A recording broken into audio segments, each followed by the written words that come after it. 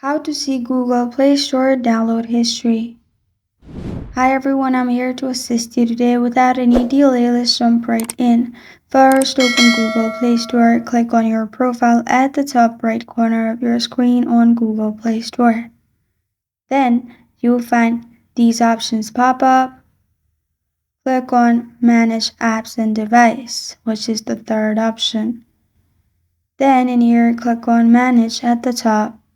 After you've clicked on Manage, you will find all the apps, which is on this device. Click on this device at the top and then click on Not Installed, and you'll be able to see all the history of installed and not installed in here. This is how to see Google Play Store download history.